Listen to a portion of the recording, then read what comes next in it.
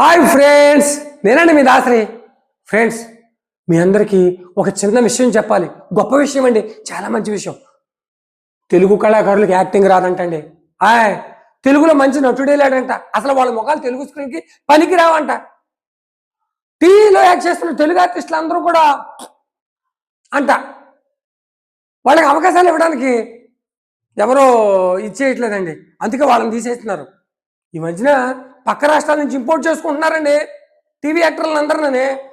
అదే కన్నడ, తమిళం, మలయాళం, హిందీ, అబ్బబ్బబ్బబ్బబ్బ ఛానల్ వాళ్ళు అసలు ఏం ఆలోచిస్తున్నారండి.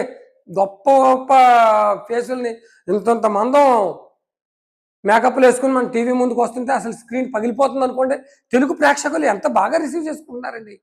మరి తెలుగు వాళ్ళు ఎందుకు పనికిరారండి వాళ్ళ ముందు? తెలుగు కళాకారులుగా, తెలుగు వాడిగా మరి పుట్టడం అనేది చాలా దౌర్భాగ్యం.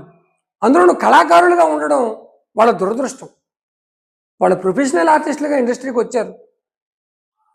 ఏంటి మరి పరిస్థితి, ఏం జరుగుతుంది, ఇవన్నీ తెలుసుకోవాలి అనుకుంటే నేను డిస్క్రిప్షన్లో ఒక చిన్నపాటి లింక్ ఇస్తున్నానండి. ఒక వీడియో చేశానన్నమాట. ఆ లింక్ టచ్ చేస్తే విషయం అంతా మీకు కులంకుషంగా అర్థమవుద్ది.